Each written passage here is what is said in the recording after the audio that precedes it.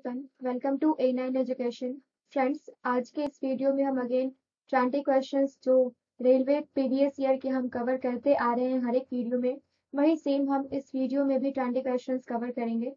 I mean कि questions तो different होंगे, लेकिन इस वीडियो में भी हम 20 क्वेश्चंस ही कवर करेंगे और उसके साथ आपको सारे के सारे एक्सप्लेनेशन दिए जाएंगे, जो सारे एक्सप्लेनेशन आपको आने वाले किसी भी एग्जाम में काफी हेल्प कर सकते हैं।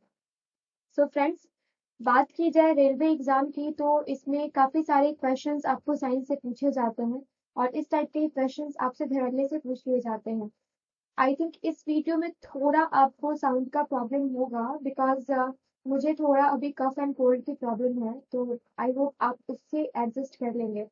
सो स्टार्ट करते हैं क्वेश्चन नंबर 1। सूर्योदय या सूर्यास्त के समय सूर्य लाल दिखाई पड़ता है, तो सूर्य लाल जो है वो क्यों दिखाई पड़ता है? तो ये पड़ता है प्रकाश प्रकीर्णन के कारण। तो प्रकाश प्रकीर्णन के कारण क्या होता है, सूर्य जो है सूर्योदय के टाइम में लाल दिखाई पड़ता है। इसके साथ ही साथ आप एक और चीज याद रखेंगे कि लाल रंग का प्रकीर्णन जो होता है ना, ये काफी कम होता है, जिसकी वजह से सूर्य जो है सूर्योदय के टाइम में लाल दिखाई पड़ता है। क्वेश्चन नंबर 2 देख लेते हैं। प्रातः काल काफी मात्रा में ओस बनने का कारण है, तो ये साफ आसमान एवं साफ हवाएं इसका मेन मुख्य कारण है। क्वेश्चन नंबर 3 है हमारा, अल्कोहल उद्योग में किस कवक का प्रयोग किया जाता है? तो यीस्ट का प्रयोग किया जाता है। अच्छा गाइस, मुझे ये बताइए कि यीस्ट का प्रयोग तो अल्कोहल उद्योग में किया जाता है, साथ ही साथ और किस नाम से इसको जानते हो और कहाँ कहाँ प्रयोग किया जाता है? तो यीस्ट का प्रयोग जो है ना, ये खाद्य पदार्थों में भी किया जाता है। सबसे पहले तो ये जान लीजिए कि इसको हम खमीर के नाम से भी जानते हैं। अगर आपको यीस्ट ना दे के क्वेश्चन में एग्जामिनर खमीर दे देता है घुमाने के लिए, तो आप इससे बिल्कुल भी कंफ्यूज ना होंगे। यीस्ट को खमीर के नाम से भी जाना जाता है, जो कि अल्कोहल उद्योग में भी लगाया जाता है, पाया जाता है, कवक के रूप में उपयोग होता है और साथ ही साथ ये खाने के पदार्थों में भी उपयोग होता है। ये एक प्रकार का फंजाई है। ठीक है, क्या है? फंजाई है, जो आप याद रखेंगे, जो किसी भी चीज को, किसी भी थिंग को फर्मेंट करने के काम में आता है।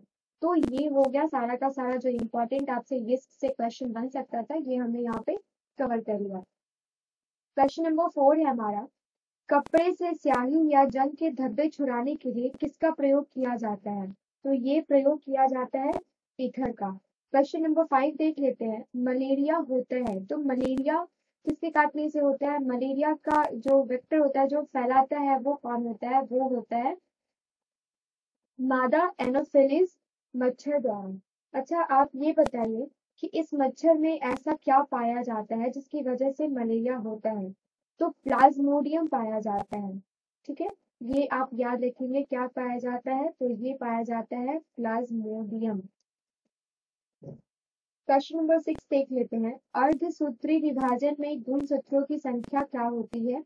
तो ये होती है आधी। फिर क्वेश्चन नंबर 7 है हमारा, अक्रिय गैस हीलियम के बाह्यतम कक्षा में इलेक्ट्रॉनों की संख्या क्या होती है? यहाँ से बहुत सारे क्वेश्चंस बन सकते हैं। वन बाय वन हम सारे क्वेश्चंस जो मुझे अभी फिलहाल मेरे दिमाग में आ रहा है, मैं सारे क्वेश्चंस आपसे वन बाय वन शेयर कर रही हूँ। अब सबसे पहले आपसे पूछा जा सकता है कि हीलियम को कैसे लिखते हैं फ्रेंड्स? ये लिखते हैं He। ठीक है, दूसरा कि ये यहाँ पे बोला जा रहा है कि इलेक्ट्रॉन की संख्या जो होती है, ये क्या होती है बाह्यतम कक्षा में? ये होती है 2। अगर आपसे पूछा जाए कि आवर्त सारणी दैट इज पीरियोडिक टेबल, उसके कौन से ग्रुप में पाया जाता है, कौन से पीरियड में पाया जाता है और कौन से ब्लॉक में पाया जाता है, ये फ्रिक्वेंटली आपसे पूछा जाता है। और ये भी पूछा जा सकता है कि परमाणु भार जो होता है, ये क्या होगा? हीलियम का। तो सबसे पहले तो हम देख लेते हैं ये पीरियोडिक टेबल के, जो कि जिसको आप आवर्त सारणी कह सकते हैं हिंदी में। तो पीरियोडिक टेबल के ग्रुप 18 में पाया जाता है, पीरियड 1 में पाया जाता है और एस किस में पाया जाता है? एस ब्लॉक में पाया जाता है आवर्त सारणी के। इसका जो परमाणु भार होता है, इसका परमाणु भार कितना होता है? ये होता है 4.0026 AMU। ठीक है, अब साथ ही साथ आपसे ये भी क्वेश्चन पूछा जाता है कि इसका कथनांक कितना होता है और इसका गलनांक कितना होता है। तो इसका जो गलनांक होता है ये होता है 272.2 डिग्री सेल्सियस और इसका जो क्वथनांक होता है ये होता है -260, यहाँ पे भी आप माइनस नोट कर लेंगे, -268.93 डिग्री सेल्सियस। ये काफी इंपॉर्टेंट है, ये आप मत भूलिए, ये आप इसको नोट कर देंगे। ये सारे पॉइंट्स इनफैक्ट काफी इंपॉर्टेंट है। हम जो भी वीडियोस आपके लिए लेके आते हैं ना, हम एक्सप्लेनेशन में हमारी ये कोशिश रहती है कि हम आपको सारे के सारे एक्सप्लेनेशन ऐसे दें जिससे डायरेक्ट आपको क्वेश्चंस बनाए जाते हैं, ताकि एक ही क्वेश्चन के माध्यम से आप 5-6 क्वेश्चंस को कवर कर सकें। अगर आपको हमारी मेहनत पसंद आती है तो फ्रेंड्स, चैनल को लाइक एंड सब्सक्राइब करना ना भूलें और साथ ही साथ अपने ग्रुप में, चाहे आप जिस भी ग्रुप में हो, व्हाट्सएप ग्रुप में हो, फेसबुक में हो, इंस्टा पे हो, कहीं भी हो, आप इस वीडियो को शेयर करना ना भूलें। क्वेश्चन नंबर 8 देख लेते हैं। सूक्ष्मतम जीवित कोशिका है, तो ये सूक्ष्मतम जो सबसे छोटा जीवित कोशिका है ये क्या है? ये है माइकोप्लाज्मा। ओके, कौन सबसे छोटा है? ये है आपका माइकोप्लाज्मा। और इसका आकार कितना होता है? ये सबसे छोटा है, लेकिन इसका आकार कितना होता है? इसका आकार होता है 10 millilitre. Just a minute friends, मैं देख लूँ, यहाँ पे मुझे बहुत सारे इंपॉर्टेंट चीजें बतानी है अगर स्पेस है तो। अब आप देख लीजिए कि इसका जो आकार है वो कितना है, वो है 10 मिलीलीटर। आई थिंक मेरी हैंडराइटिंग पहले से थोड़ी बेटर हो रही है। ओके, और इसकी कमी से, इसकी वजह से कौन कौन से रोग हो सकते हैं, ये काफी इंपॉर्टेंट है। ये कितनी बार पूछा जा चुका है। तो चंदन का स्पाइक रोग जो है ये होता है। दूसरा होता है आलू का कुर्चिसम रोग। फ्रेंड्स, ये सारे पॉइंट्स आप नोट कर लीजिए, काफी इंपॉर्टेंट है। कपास का हरितिमागम रोग जो होता है ये भी इसकी कमी से होता है। तो कपास का हरितिमागम रोग जो होता है ये इसकी वजह से होता है। ठीक है, दूसरा होता है गन्ने का धारिया रोग। तो ये सारे के सारे रोग जो है और इसका जो साइज है जो है 10 मिलीमीटर, ये आपको किसका, आपको मैंने बताया है माइकोप्लाज्मा का, जो कि काफी इंपॉर्टेंट क्वेश्चन होंगे यहाँ पे। ये दोनों ही क्वेश्चन काफी इंपॉर्टेंट है आपके लिए और बार बार पूछे जा चुके हैं। ऐसे सीजर की बात करें या किसी भी की बात करें, ये क्वेश्चन आपसे बार बार पूछे जा चुके हैं। क्वेश्चन नंबर 9 में हम देख लेते हैं, एकल स्ट्रैंड वाले डीएनए अणु कहाँ मिलते हैं? तो ये बैक्टीरियोफेज में मिलते हैं। अब ये डीएनए का फुल फॉर्म आपसे पूछा जाता है, तो डीएनए का फुल फॉर्म क्या होता है ये आप हमें कमेंट सेक्शन में कमेंट करके बताएंगे। चलिए मैं ही बता देती हूँ, डाईऑक्सी राइबो न्यूक्लिक एसिड, ये आपका किसका फुल फॉर्म होता है? डीएनए का फुल फॉर्म होता है, जो आपसे काफी बार पूछा जा सकता है। क्वेश्चन नंबर 10 देख लेते हैं। डायनामाइट बनाने में मुख्य रूप से प्रयोग होता है, तो ये प्रयोग किसका होता है? ये डायनामाइट बनाने में नाइट्रोग्लिसरीन का। तो नाइट्रोग्लिसरीन जो है नाइट्रोग्लिसरीन की बात अगर की जाए तो ये बहुत ही घना, रंगहीन और तैलीय पदार्थ होता है और इसका जो रासायनिक सूत्र होता है, रासायनिक फॉर्मूला की बात की जाए तो ये C3H5N3O9, ये आप याद रखेंगे, C3H5N3O9, ये इसका रासायनिक फॉर्मूला होता है। ठीक है, क्वेश्चन नंबर 11 देख लेते हैं।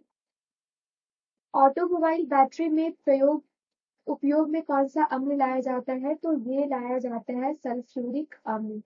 ठीक है, अब अगर बात की जाए सल्फ्यूरिक अम्ल की, तो ये इसका जो, इससे 2-3 क्वेश्चन आपको पूछे जाते हैं कि इसको ना गंधक का तेजाब भी कहा जाता है, ये साथ ही साथ आप नोट कर लेंगे। उसके बाद याद रख लेंगे कि सल्फ्यूरिक अम्ल का जो फॉर्मूला होता है ये होता है H2SO4। ठीक है, और H2SO4 के साथ साथ आप इसका क्वथनांक और गलनांक ये काफी इंपॉर्टेंट है। तो इसका क्वथनांक क्या होता है? इसका क्वथनांक होता है 337 डिग्री सेल्सियस और गलनांक क्या होता है 10 डिग्री सेल्सियस। ये आप याद रखेंगे। ओके, क्वेश्चन नंबर 12 देख लेते हैं। समुद्री जल में सबसे अधिक पाया जाने वाला तत्व कौन सा है? तो समुद्री जल में सबसे अधिक जो तत्व पाया जाता है वो क्या पाया जाता है? वो पाया जाता है सोडियम। अब सोडियम को किस तरीके से आप लिख सकते हैं?